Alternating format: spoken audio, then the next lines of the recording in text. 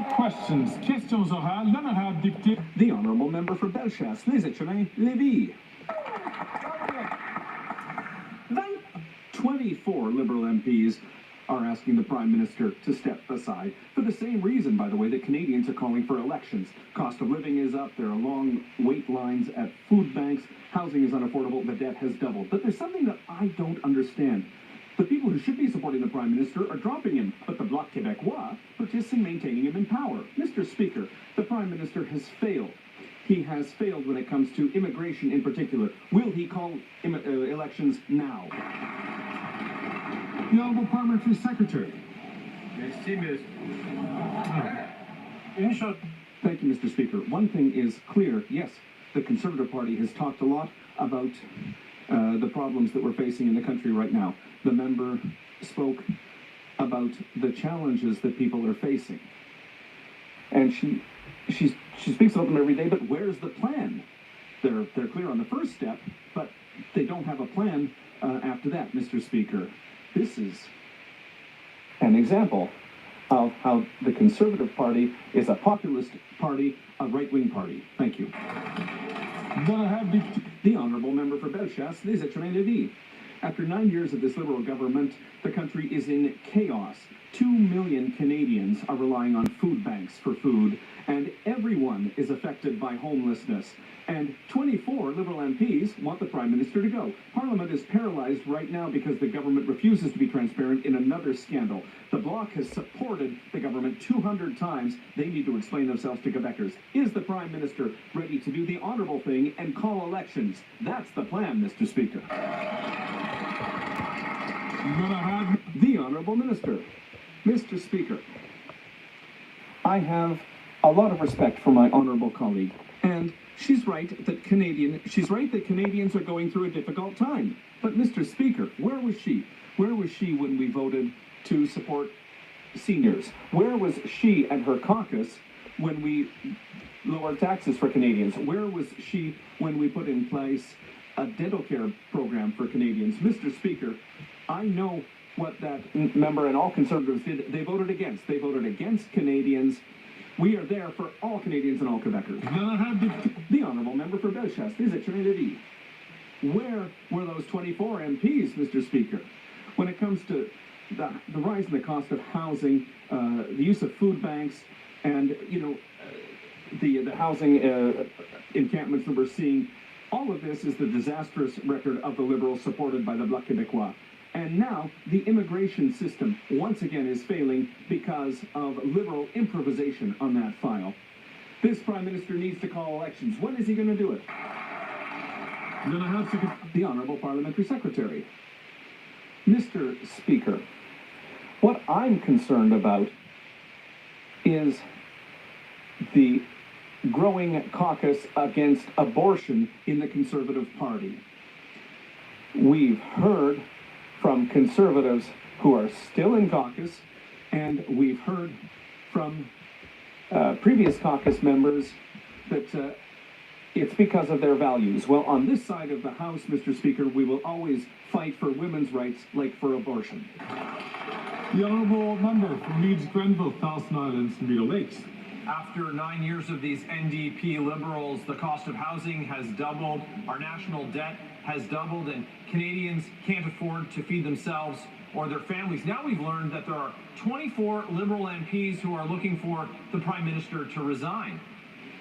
After 9 years of these NDP Liberals, taxes are up, costs are up, crime is up, and time is up for this Prime Minister who can't fix what he's broken in this country while he's dealing with his revolting caucus. So will he stand up today and call a carbon tax election? The Honourable Minister for Indigenous Services. Thank you, Mr. Speaker. And for years we've been hearing rumors about the Conservative Party of Canada's leader, and now it's out in the open. His party is full of people fighting to restrict the freedom of women. The MP for Richmond-Athabasca, former member, acted with his conscience to stand up for women. But why won't the other members of his caucus do the same? In fact, what they're doing, Mr. Speaker, is fraternizing with the lobbyists that want to attack the rights of women across this country. The honourable member from Leeds Grenville, Thousand Islands and Beale Lakes. Well, did you hear that? It's the sound of desperation from a government that's broken absolutely everything in this country. They broke housing, they broke immigration. Canadians can't afford to eat, heat, or house themselves after 9 years of these failed NDP Liberals. And all Canadians want is to be able to afford a home, to be able to have a home in a good, safe neighborhood where they can retire comfortably. And all they're asking to do is to be able to work hard in exchange for that privilege. It was a promise we made to Canadians, and they broke it. So instead of fighting with his 24 members who want him to resign, why won't he stand up and call a carbon tax election? The Honourable Minister for Housing, Infrastructure and Communities. Mr. Speaker, I can assure my honourable colleague that we understand the challenges that families are experiencing in our communities, but those families are right to ask who is actually fighting for them. The seniors who have earned their pensions, not just with their premiums, with decades of hard work, bad backs, busted joints, are facing an opposition leader who has a history of gutting their pensions. The Conservative Party has members who voted against removing the interest on student loans. And families, if you receive the Canada Child Benefit, know that there is not one Conservative member of Parliament who voted to support you with thousands of dollars every year. Mr. Speaker, there are two choices: a Liberal government who will stand up for families, a Conservative leader who will stand up for himself. The honourable member for Saint-Jean. The federal minister is lowering immigration targets finally, but the new thresholds don't reflect the capacity for welcome in Quebec. After 300, Quebec is going to have to receive over 80,000 new immigrants a year under the new plan. Mr. Speaker, those who know the situation best in Quebec are the political parties in the National Assembly in Quebec, and there's no party that is suggesting more than 80,000 a year. Will the Liberals finally consult the provinces and adjust their immigration thresholds? The Honourable Parliamentary Secretary. Thank you very much, Mr. Speaker. Quebec has more power over its immigration system than any other province or territory in the country, because it controls over 50% of immigration for temporary residents. The Liberals have put in place a plan for immigration, and we will move forward. The honourable member for Saint-Jean. The new targets don't fix the main issue in Quebec, which is asylum seekers. There are 160,000 just in Quebec, and we continue to welcome more than our fair share. Quebecers can't continue to house, give care to, educate, and teach French to so many new people a year just because the other provinces refuse their fair share. This government has to create the conditions so that every province does their part, but we've seen no progress since the summer. There's no negotiations underway. When will the Liberals finally get to work? The Honourable Parliamentary Secretary to the Minister of Health. Mr. Speaker, I work with Quebec all the time. Immigration is necessary to the growth of our economy and to strengthening our communities. Canadians want a solid and durable immigration system that will allow Canada and everyone who lives in Canada to succeed. That's exactly what we've done with our announcement yesterday. We are reducing the number of temporary and permanent residents over the short term to relieve pressure on housing and infrastructure. The Honourable Member for New Westminster Burnaby. 5 million Canadians are left stranded without the health care they need. This is bringing more people into our already overcrowded hospitals for issues that could have been caught earlier and treated earlier. Our health care continues to be in crisis under the Liberals. And the Conservatives want Canadians to pay to get the care they need so that CEOs can increase their profits. People deserve quality health care without having to pull out their credit cards. Why are the Liberals failing to fix our health care system and forcing people to scramble for the health care they need? The Honourable Parliamentary Secretary to the Minister of Health. Thank you, Speaker. On this side of the House, we will always stand for a publicly funded healthcare system. And that's why we're making unprecedented investment in our system, working with our provinces and territories. Over $200 billion over 10 years. We've never seen that kind of investment. Not to mention investments in dental care, investment in farmer care. These are the kind of things that we're doing, building a healthcare system post-pandemic so ensure that no Canadian is left behind and they have access to good publicly funded healthcare system. The honourable member from Winnipeg Centre. Mr. Speaker, while the Liberals talk about abortion as a right but deny access to that right, Conservatives are actively voting for legislation to end safe, trauma-informed abortion care. You can just ask their former caucus members who says anti-choice MPs are calling the shots. Whether you need heart surgery, a knee surgery, or an abortion, people have a right to access public health care. Will the federal government protect access to abortion care by enforcing the Canada Health Act and save our public health care system? The Honourable Minister for Indigenous Services. Mr. Speaker, this morning I woke up and I read the most disturbing article. It was an interview actually with the former Member of Parliament with the Conservatives, now Member of Parliament for Richmond Athabasca, and he said that he left the party in part because his conscience couldn't stand for the attack on women's rights and freedoms that embeds the inroads that anti-abortionists have made with the Conservative Party. And you know what was so upsetting, Mr. Speaker? Not that he talked about that, but that he also alleged the way that they're trying to hide their real selves. Mr. Speaker, will that leader stand up and stand firmly with the rights of women in this country? The honourable member from Stormont Dundas, South Glengarry. After 9 years at NDP Liberals, time is up for the Prime Minister's endless chaos and failures. And let's use his own words on immigration just from last year to prove it. Quote, as our government is raising immigration levels to the highest levels that have ever been, people are like, we're already facing challenges in housing. Where are we going to house these 500,000 people per year? And now, a year too late, the Prime Minister made an announcement that is an admission of a massive failure of his record after 9 years.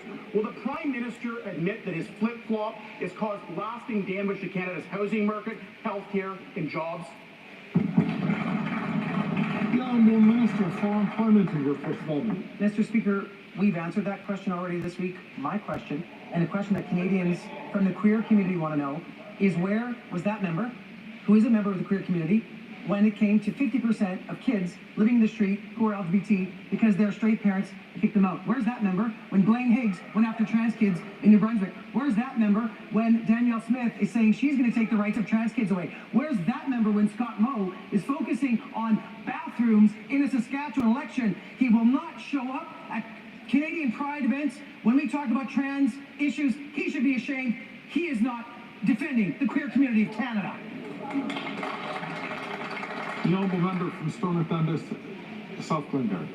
I'm proud of who I am and proud of my integrity when that minister can't even name the other Randy. So I'm not getting any lectures from that guy, Mr. Speaker. But here's what the Prime Minister said just last year with the immigration system. Quote, there are a lot of pressures on our system, increasing the immigration levels. Interestingly, though, it'll take some pressure off the system. They have absolutely failed, and they broke our immigration system. They've doubled housing costs, and they did a massive flip-flop yesterday that they're embarrassed to even talk about. After 9 years, why can't we just have a carbon tax election to boot that member and this government out of here?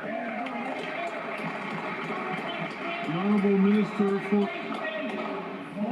The honourable member for Employment and Workforce Development. Where's that member's voice and the members of the Conservatives when queer refugees are struggling to come to the country? I'll tell you, they are nowhere to be found. Where is that member sticking up for trans kids when we have Canadian Pride caucus meetings? Not to be found. Neither is the MP for Thornhill. Mr. Speaker, they try to wrap themselves in the rainbow flag when it's convenient to get Conservative votes. They are simply not truthful with Canadians. They are not truthful with the queer community. Do you hear the heckling, Mr. Speaker? They can't handle it when we punch. They can't handle it when we stick up for the queer community. They do not stick up for the 2S LGBT community. We do. We're Liberals. We're the government. We got kids' backs. Colleagues.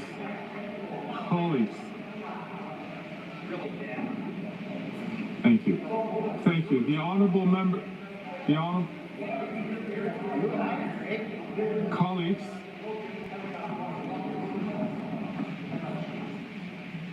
The honourable member from Calgary, Nose Hill. Well, Mr. Speaker, the reality is that it was this government who fought tooth and nail for an extension of the Rainbow Railroad refugee program that was started under the former Harper Conservative government. And and all the while, they allowed countless people who are in upstate New York to illegally cross the border. That is the record of this government's broken immigration system. And if he wants to talk about queer youth or any Canadian, the reality is that this government's inflationary crisis is what is putting people out on the streets. They've broken Canada's immigration system. Will they allow for a carbon tax election to allow Conservatives to fix their mess? The Honourable Parliamentary Secretary to the Minister of Health. Speaker, immigration is key to economic growth of Canada. This country is full of incredible stories of immigrants. One speaking right now of a country that has welcomed people from around the world. But the government has always taken a very responsible approach to immigration to make sure that Canada continues to grow. And that's exactly the kind of responsible approach we're demonstrating. The work we did to bring immigrants so that we can keep Canada moving forward during the pandemic, and the work we're doing now so that we can keep up with pace of Canadian population growth, housing we need, and the infrastructure Canadians deserve. The Honourable Member from Calgary Nose Hill. A responsible approach to immigration. The former immigration minister bragged about increasing international student permits from about 400,000 to 500,000, knowing that shady universities were abusing these students and that these students were living under bridges in Toronto. That's the record of this government. This government, their responsible approach the member talks about, they dropped security clearance certificates from their own background checks for temporary residences. There's nothing responsible about this government. Will they allow for a carbon tax election so that Conservatives can fix Canada's broken immigration system? The Honourable Parliamentary Secretary to the Minister of Health. Well, it's always rich to hear from Conservatives when they talk about fake colleges. I hope the member opposite is calling her Premier Danielle Smith to make sure that those fake colleges are not getting credentials. Or I hope the Ontario members are calling Doug Ford to let them know that they should not be accrediting fake colleges. On this side of the House, Speaker, we will always make sure that we are taking a responsible approach. Immigration is important for Canada. We did so during the pandemic, and moving forward, we're making sure that we make the readjustment necessary so that Canadian population and economy grows at a responsible path. The Honourable Member for Mégantic-L'Érable. Mr. Speaker, I have the Prime Minister's immigration plan in front of me, the one he submitted yesterday to the House Commons. What's inside of it? Nothing. A white page. After 9 years, the Prime Minister hasn't only broken the immigration system, he forgot his plan, Mr. Speaker. The Prime Minister's regrets are not credible, no more than his improvised, photocopied, back-of-a-napkin plan. Will the Prime Minister admit that he's pushed the immigration system to a breaking point, causing long-term damage to the housing market, to healthcare, and to jobs in Canada?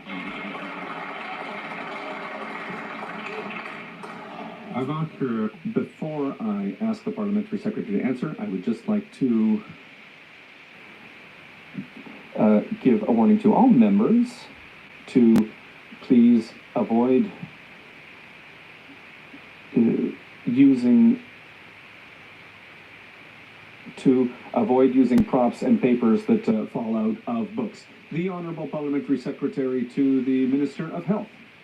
Mr. Speaker, the new plan is a transition plan that directly meets the changing needs of our country. That's what Canadians want, and that's what they've asked us to do. These actions are necessary to increase our prosperity and support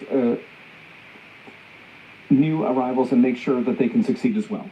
The Honourable Member from Mégantic-L'Érable. Mr. Speaker, what do you call somebody who sets a house on fire, who watches it burn, and then when there's nothing left but the ashes, then calls the firefighters? Is that a hero or a pyromaniac?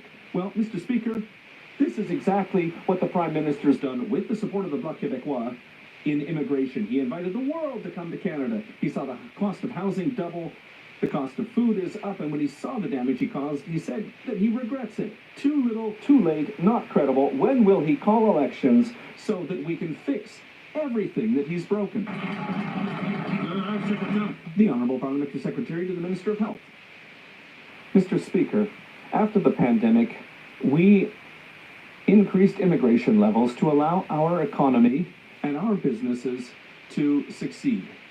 Our post-pandemic measures reflected what Canada needed at the time.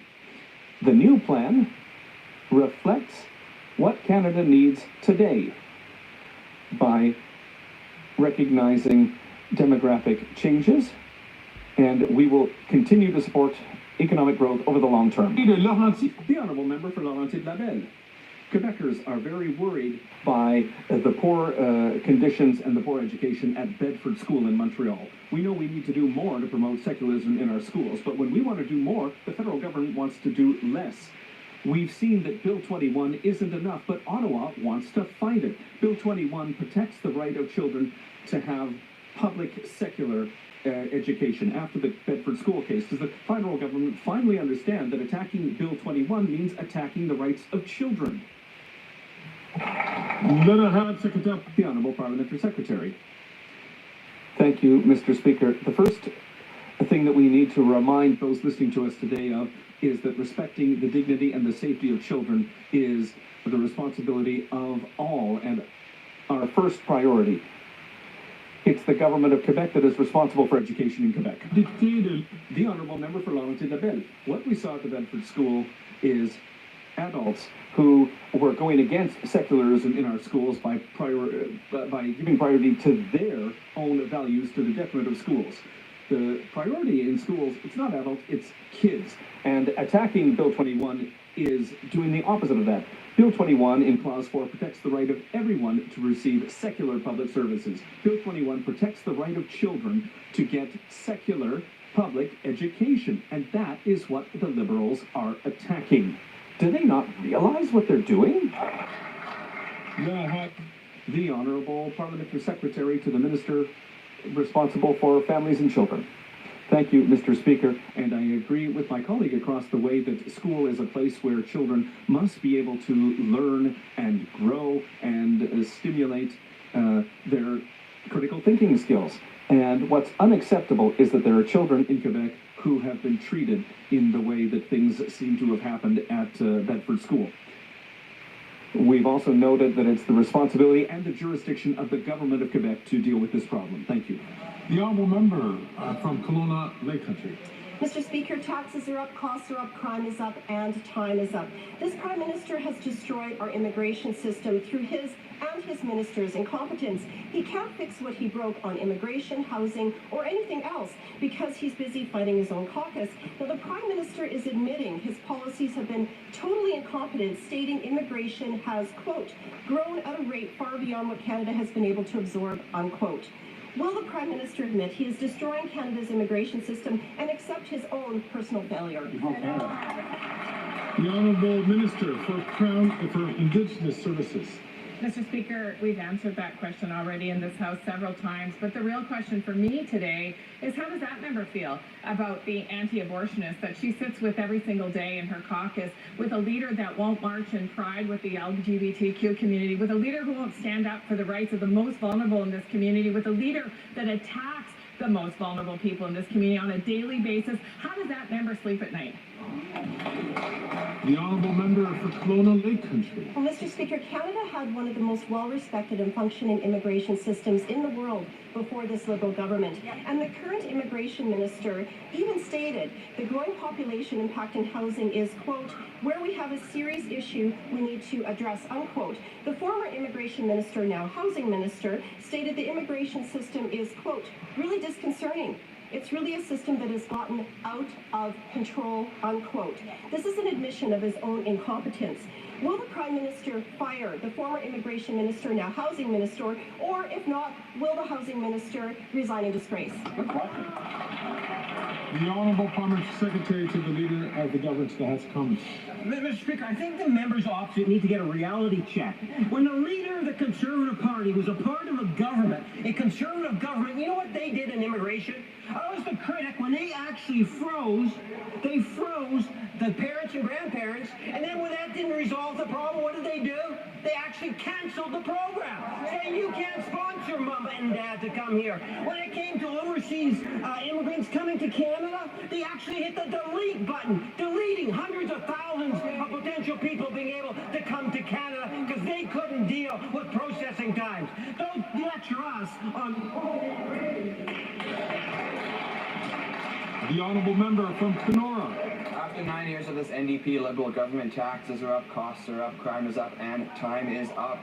The Prime Minister has destroyed our immigration system through his incompetence, and he is too busy fighting his own caucus and clinging to power to be able to fix what he has broken. He has now admitted that his policies have failed, but he also took his former immigration minister and put him in charge of the housing crisis, Mr. Speaker. Instead, why doesn't the Prime Minister simply fire that minister for his incompetence? The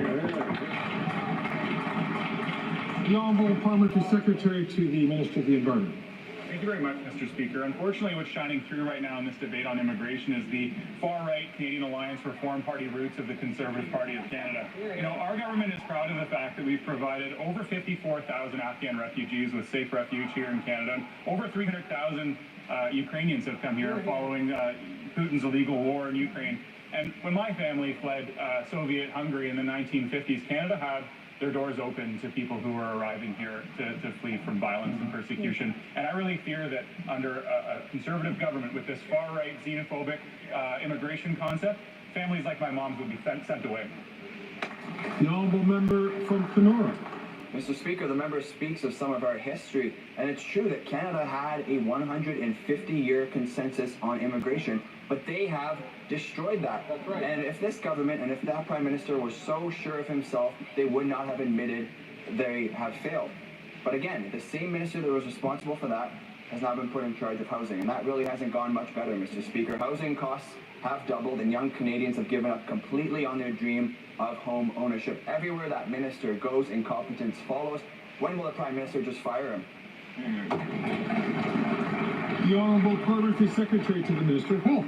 Speaker, we will always defend immigration and make sure that immigration remains an integral part of Canadian success story. But we will, Speaker, well, you know what else we will always defend is a woman's freedom. Woman's freedom, the right to choose. And what I have not heard from any of those members from across, from the Conservative benches, is an affirmation that they will also defend women's right to choose, because now we know, hearing from one of their former members, that they have been plotting behind. They're trying to hide the fact that they want to take away women's right to choose. That is unacceptable, and we will fight it every single day for all Canadians. The honourable member from the Nanaimo Ladysmith.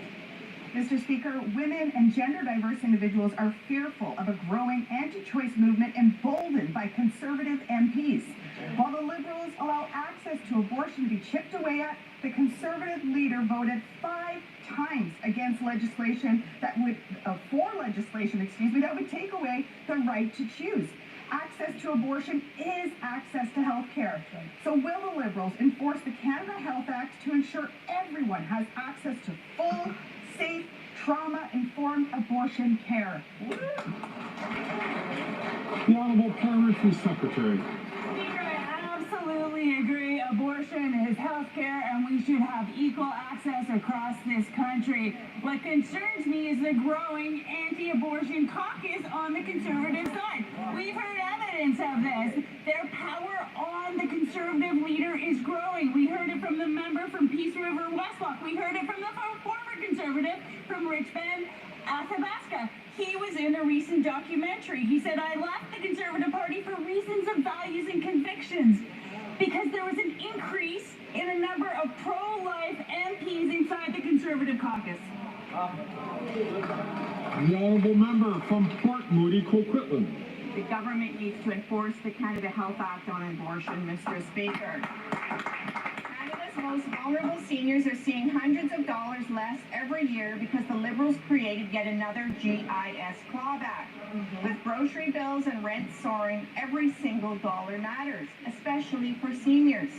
Clearly, the Liberals are taking their lead from the Conservatives, who cut pensions and increased retirement age. Seniors deserve respect and dignity, but with Liberals and Conservatives, it's lose or lose. When will the Liberals end their cruel and callous clawbacks? The Honourable Parliamentary Secretary. Speaker, the fact is we have been there for seniors from the get-go. The first thing that we did was reverse the Conservatives' increase in the retirement age from 65 to 67. We brought it back to 65. We enhanced the GIS, taking hundreds and hundreds of thousands of seniors out of poverty. We have enhanced the CPP while the Conservative leader questions its greatness. So you know what? We're always going to be there for seniors from now on and into the future. The honourable member from Kingston Meadows. Mr. Speaker, the RCMP report linking the Indian government to serious criminal activity in Canada, such as extortion, interference in the democratic process, spying, arson, and homicides, poses a real threat to our country. National security experts also say that one key action political party leaders can take is to simply obtain their security clearance. Yet, the leader of the opposition refuses to do that. Could the government explain why the leader of the opposition should join all other party leaders and get his security clearance? The honourable minister. Mr. Speaker, the involvement of the Indian government agents in targeting Canadians, particularly Sikh communities, is a grave violation of Canadian sovereignty. Foreign interference costs lives, and Canadians expect party leaders to be informed and seek the truth on matters as important as their safety and national security. Yet, Mr. Speaker, it is shameful, absolutely shameful, that the Conservative Party leader is the only party leader in this House refusing to get his security clearance, closing his eyes to foreign interference breaches within his own party. Mr. Speaker, what is he hiding? Who is he trying to protect? Why does he put his own political interests above the safety of Canadians? The honourable member from Calgary Centre. After 9 years of this NDP Liberal government, taxes are up, costs are up, crime is up, and time is up. Crime is up in Toronto with shootings up 45% and gun-related homicides up 62% since last year. While the Prime Minister celebrates on social media, police associations are condemning his failed handgun policy. The Toronto Police Association states criminals did not get your message. Will the Prime Minister stop working against the police and reverse his failed crime wave policy? The honourable parliamentary secretary to the Minister of Public Safety. Thank you, Mr. Speaker. It's really concerning that all Canadians should be aware that what Conservatives are proposing in their ways to make our streets safer is to actually put more guns on the street.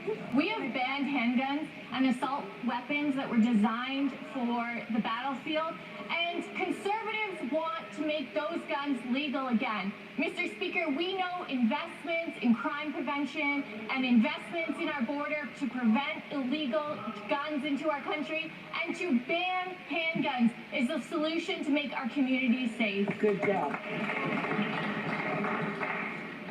I'm going to remind members, please, not to take the floor unless they're recognized by the Speaker. The Speaker is now recognizing the honourable member from Calgary Centre.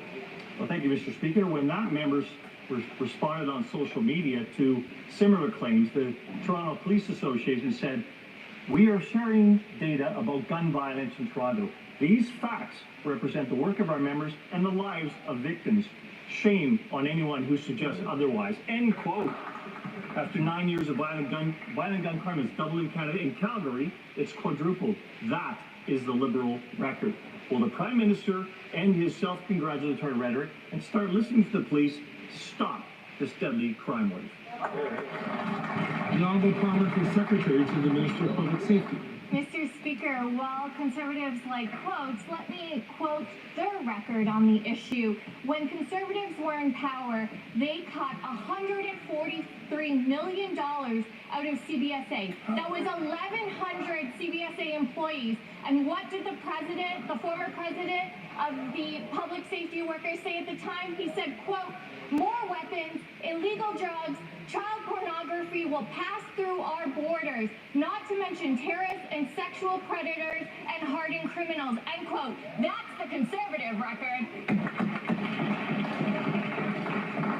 The honourable member from Sturgeon River Parkland. Thank you, Mr. Speaker. I think what that member just illustrated is what's happened under 9 years of this NDP Liberal government. Taxes are up, costs are up, violent crime continues to go up. The Liberals' gun ban does nothing to stop violent crime on our streets. In fact, violent gun crime is up 116% across Canada since this Liberal government took power. The Vancouver Police Association agrees. They stated, stopping legal sales will not stop criminals from getting guns illegally. They're only restricting law-abiding citizens while doing little to actually address crime and violence. When will these Liberals finally listen to police, stop attacking law-abiding gun owners, and go after the violent criminals instead? The Honourable Minister of National Defence. Thank you very much, Mr. Speaker. Mr. Speaker, I spent 39 years of my life fighting gun violence in the city of Toronto. And one of the things I learned is that cops count.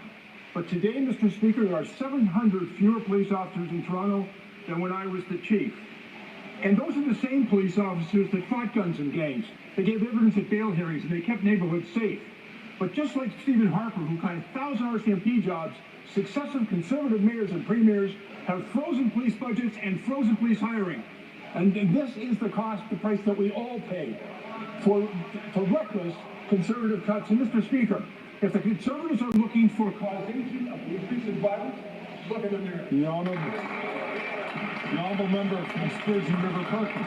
Well, Mr. Speaker, under this Liberal government and under that Liberal minister, RCMP recruitment is at all-time lows. They should be the ones looking in the mirror. The Liberals' record on violent crime and car theft is abysmal. The Insurance Bureau of Canada published a report showing that car theft claims are up 138% since this Liberal government took power. Whenever the Liberals get up and brag about their action on car theft, people don't know whether to laugh or to cry. They're admitting that they failed terribly, but now they're bragging that they're failing just a little less spectacularly than they were before. When will these Liberals finally get serious, stop targeting law-abiding Canadians, and get serious about violent crime instead? The Honourable Parliamentary Secretary to the Minister of Public Safety. Mr. Speaker, once again, we see Conservative hypocrisy. They think the way to keep our streets safe is by putting more guns in the hands of criminals. They think reducing workers at the CBSA to inspect illegal imports of guns is going to keep communities safe. Conservatives are all about cuts, including cuts to police forces, cuts to inspections at our border, and they want to ensure that handguns are legal again. Mr. Speaker, we know and Canadians know that keeping our communities safe is by banning illegal handguns. The Honourable Member for Joliette. Mr. Speaker, the Minister of Health is once again threatening end-of-life care for Quebecers. It is stated that Quebec should wait before moving forward with advance requests for medical assistance in dying. And the Minister is even threatening to challenge Quebec's decision and says that he will clarify his intentions very soon. But Quebec's answer is clear. We will be moving forward to protect people who are ill. Quebecers who are suffering from illnesses like Alzheimer's. They have waited long enough.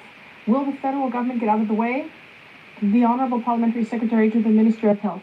Monsieur le Président. Thank you, Mr. Speaker.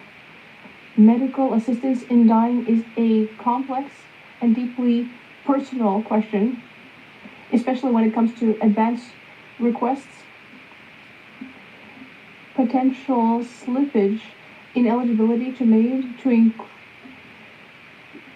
is a matter of great importance, and we need to consult with medical professionals and other stakeholders throughout the country to consider the matter of advance requests. The Honourable Member for Joliette. Well, that's all very well, but listen, Quebec will be moving forward with advance requests for MAID as of October 30th in 5 days. So the federal government should be supporting Quebec in delivering appropriate health care instead of making threats. And it can help by amending the criminal code to help doctors feel safe, because today in La Presse, doctors have been stating that they are still concerned about their legal protections, even though Quebec has given a clear directive to the justice system to not bring charges. Will the federal government help doctors by amending the criminal code? The Honourable Parliamentary Secretary. Mr. Speaker, given the complexity I spoke of, we will take the necessary amount of time to look into the details of what the government of Quebec has announced. We remain determined to cooperate closely with Quebec and with all of the provinces and territories in order to carefully assess next steps. The Honourable Member from Barrie Springwater, Oro-Montante. Mr. Speaker, after 9 years of NDP Liberals, taxes are up, costs are up, crime is up, and time is up.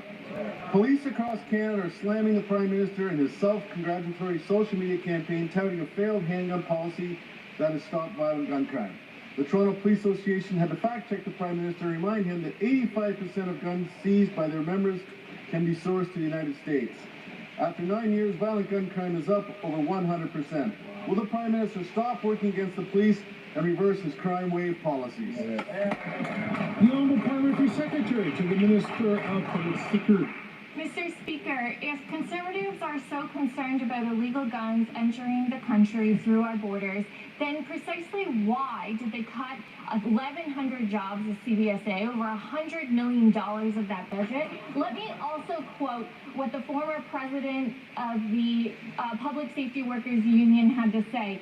He said, what the government made us to believe here is that the budget cuts are not going to have an impact on direct service provided to our community is wrong. He also said that this threatens Canada's public safety and national security. Why should we trust a record like that?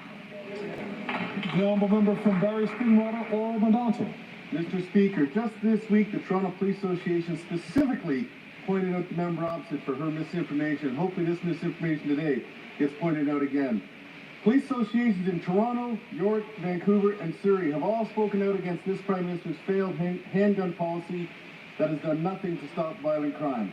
When will this Prime Minister listen to police, stop going after law-abiding citizens, and go after the gangsters and gun smugglers who are terrorizing our streets? The Honourable Minister for National Defence. Mr. Speaker, we promised Canadians that we would strengthen gun control. The Conservatives have promised the gun lobby that they'll weaken it.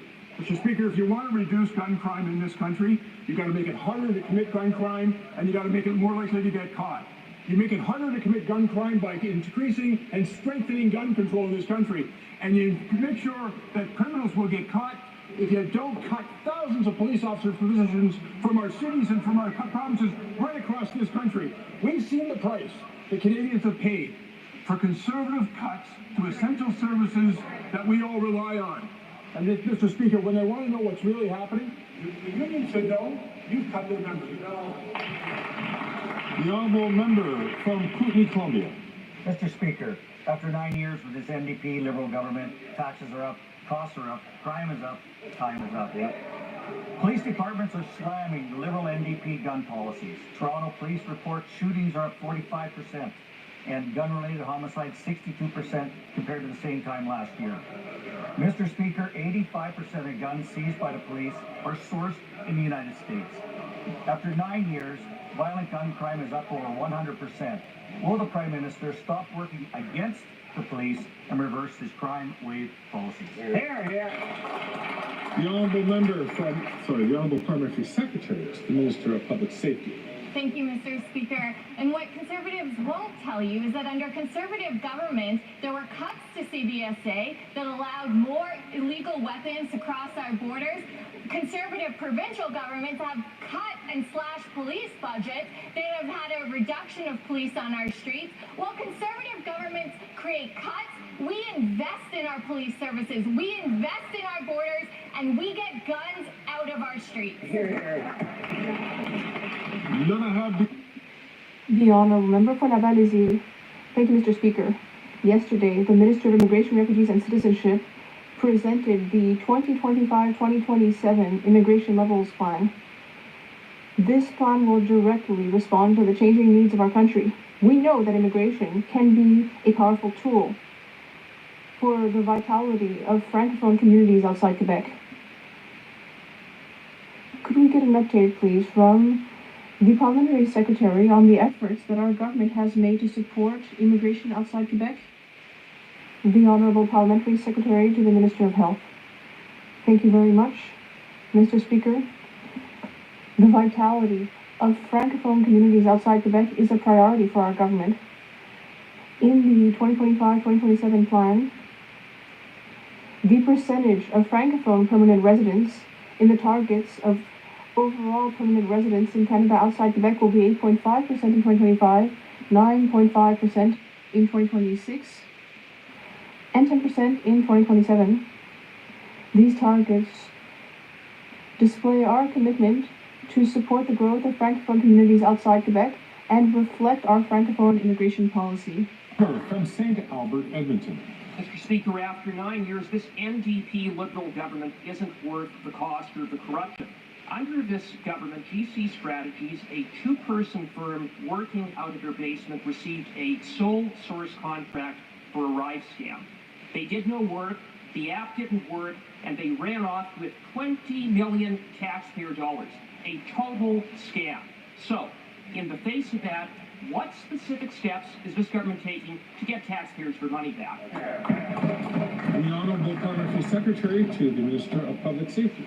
Thank you, Mr. Speaker. And as I have said time and time again, that we expect our procurement process to be followed with the rules and the regulations that are put in place. CBSA has already initiated a number of measures to build a more robust system. But I'd like to ask the member opposite, how far back would he like to go in terms of these contracts? Because just in 5 years under the Conservative government, those two principled employees that he speaks of had at least 13 contracts. So would he like that money back as well? The Honourable Member from St. Albert, Edmonton. Mr. Speaker, it is clear that this government has taken no concrete measures to make taxpayers whole. The RCMP have opened an investigation into GC Strategies, and this week the Auditor General announced that she is investigating the $100 million in contracts awarded to GC Strategies by these Liberals. If the Liberals won't even try to get taxpayers their money back, then will they get out of the way and call an election so that Canadians can elect a common-sense Conservative government that will? The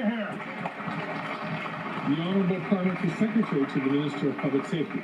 Mr. Speaker, once again, we see the Conservatives completely misleading Canadians. It was actually under the Conservative government that these contracts first began with these principled employees. So they talk about getting out of the way. They were the ones that oversaw a procurement process that had these same individuals receiving hundreds of thousands of dollars in contracts. We have actually put in place through the CBSA a number of measures to ensure that our procurement process is robust, and we will continue to work to make sure that there's transparency in our system, something they failed to do. The Honourable Member from Brandon Souris. After 9 years of this NDP Liberal government, taxes are up, costs are up, crime is up, and time is up. Mr. Speaker, you've ruled that the Liberals violated a House order to turn over evidence for a criminal investigation into their latest $400 million scandal. When Canadians can't afford to eat, or house themselves, Parliament should not have to focus on ending a Liberal scandal. Will the NDP Liberals end this cover-up and give proof to the police so that we can get accountability for corruption and Parliament can get working again? The Honourable Parliamentary Secretary to the Leader of the Government in the House of Commons. Yes, Mr. Speaker, I think what we need is accountability to Canadians and why it is that the Conservative Party continues to filibuster the business of the House of Commons.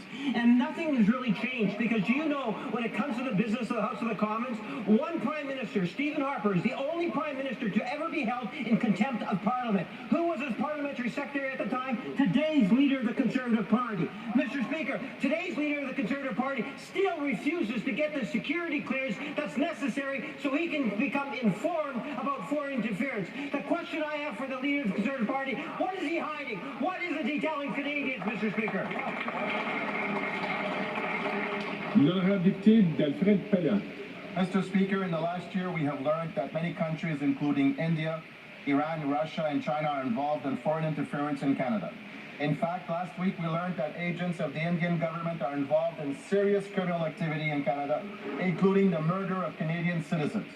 It's time for all parties to put politics aside and show Canadians that we stand together against the foreign interference. Can the Parliamentary Secretary to the Minister of Justice tell this House why it's important for all party leaders to obtain the security clearance and protect Canadians? The Honourable Parliamentary Secretary to the Minister of Justice. Thank you, Mr. Speaker, and I'd like to thank my colleague from Alfred Pellan for the question. Look, yesterday we learned the leader of the Bloc Québécois received his security clearance. The only leader in this House who has refused and continues to put his head in the sand to get the security clearance is the leader of the official opposition, the leader of the Conservative Party of Canada. So I repeat, in terms that he can understand, get the clearance, take the briefing, and please help us defend this country.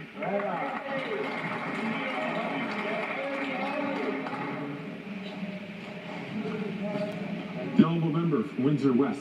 Speaker, this government continues to ignore the people of Windsor-Essex by allowing hazardous material to cross the Ambassador Bridge in a shady deal. We know the border officers won't even get the proper training they need to deal with the eventual disasters that will occur. Instead of detailed in-person courses to go over what to do in the case of disasters, they are learning from 2 slides in an online slideshow. The Liberals continue to cave to the Ambassador Bridge lobbyists to get to be able to board up homes, get special plaza privileges, and now hazmat money to line their pockets. Are the Liberals going to choose safety of our environment and economy, or the lobby interests of a U.S. billionaire and his empire? The Honourable Parliamentary Secretary to the Minister of Transport. Thank you, Mr. Speaker, and I do want to thank the member for that question. As the member knows, as we've been discussing this issue for the past few months, Transport Canada is in discussions currently, not only with the member, but also with the province and the city, and it's an issue that we are taking seriously, and we will resolve. Thank you, Mr. Speaker. The Honourable Member from Saanich Gulf Islands. Thank you, Mr. Speaker. My question to the government is this. A recent article and detailed study in the National Observer pointed out that the Pest Management Regulatory Agency worked hand in glove with the pesticide manufacturer Bayer to stop the impending ban of dangerous neonicotinoid insecticides posing threats to human health and the environment. My question is simple. Will the government ban these insecticides and do an investigation to stop having our Pest Management Regulatory Agency defend manufacturers and start defending Canadians? The Honourable Parliamentary Secretary to the Minister of Health. Thank you very much, Speaker, and I thank the member opposite for the question. Speaker, we are committed to ensuring that pesticides used in Canada are safe for human health and the environment. All pesticides undergo a rigorous scientific review process prior to being approved for sale in Canada, and they are regularly reviewed to ensure they continue to meet health and safety standards. We take the concerns raised in the research by Dr. Christy Morrissey seriously, and the PMRA is examining the concerns raised. Thank you. And so brings the end of